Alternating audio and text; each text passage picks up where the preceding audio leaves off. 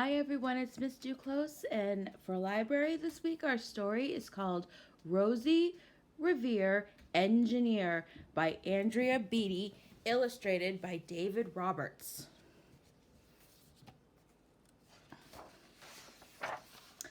This is the story of Rosie Revere, who dreamed of becoming a great engineer.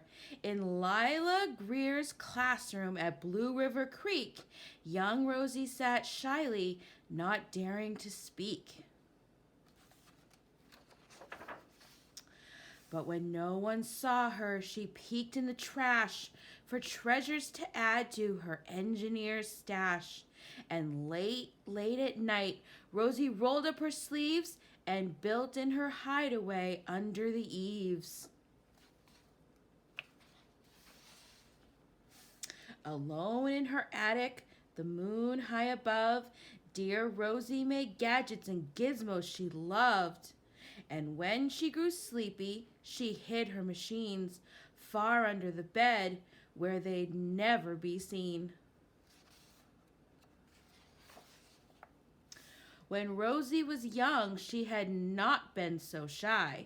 She worked with her hair swooping over one eye and made fine inventions for uncles and aunts, a hot dog dispenser and helium pants.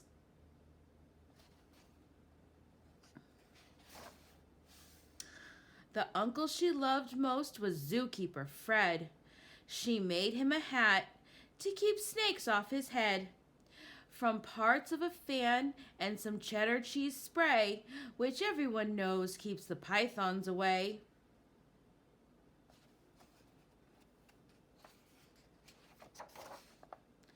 And when it was finished, young Rosie was proud, but Fred slapped his knee and chuckled out loud.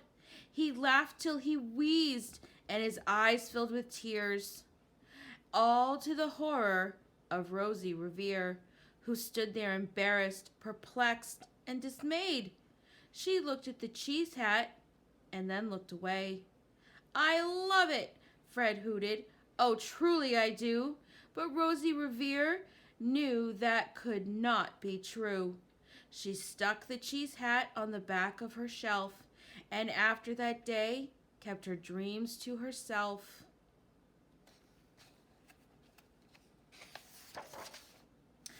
And that's how it went until one autumn day, her oldest relation showed up for a stay. Her great-great-aunt Rose was a true dynamo who'd worked building airplanes a long time ago. She told Rosie tales of the things she had done and the goals she had checked off her list one by one. She gave a sad smile as she looked to the sky.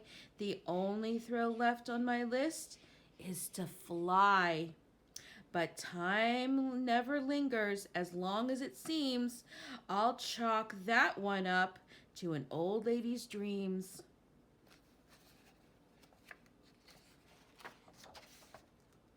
That night, as Rosie lay wide-eyed in bed, a daring idea crept into her head.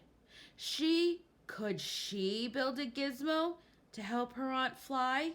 She looked at the cheese hat and said, "No, not I." But questions are tricky, and some hold on tight, and this one kept Rosie awake through the night. So when dawn approached, the red streaks lit the sky. Young Rosie knew just how to make her aunt fly.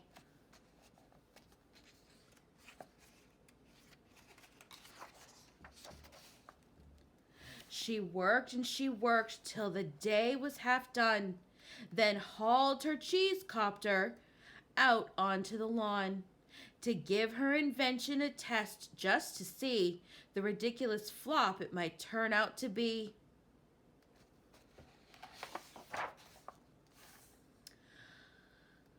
Strapped into the cockpit, she flipped on the switch. The Hello Cheese helicopter sputtered and twitched. It floated a moment and whirled round and round, then froze for a heartbeat and crashed to the ground.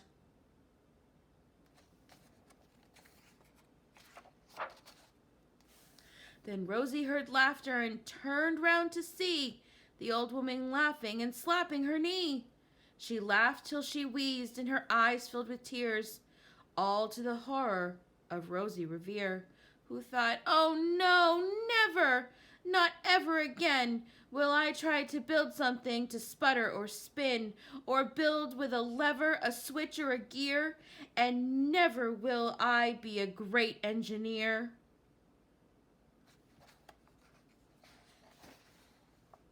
She turned round to leave, but then Great-Great-Aunt Rose grabbed hold of young Rosie and pulled her in close and hugged and kissed her and started to cry. "You did it! Hooray! It's the perfect first try. This great flop is over. It's time for the next." Young Rosie was baffled, embarrassed, perplexed. "I failed," said dear Rosie.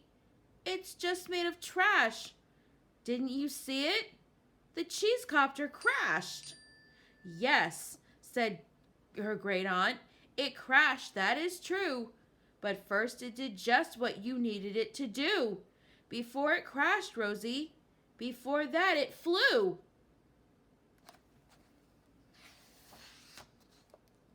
"Your brilliant first flop was a raging success. Come on, let's get busy. And on to the next." She grabbed a notebook to Rosie Revere, handed a notebook to Rosie Revere, who smiled at her aunt as it all became clear. Life might have failures, but this was not it. The only true failure can come if you quit.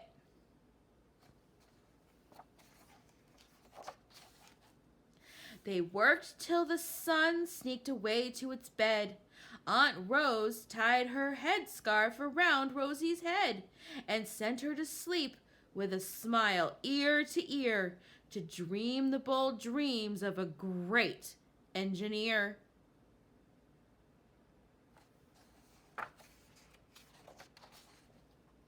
At Blue River Creek, all the kids in grade 2 build gizmos and gadgets and doohickeys too. With each perfect failure, they all stand and cheer, but none quite as proudly as Rosie Revere.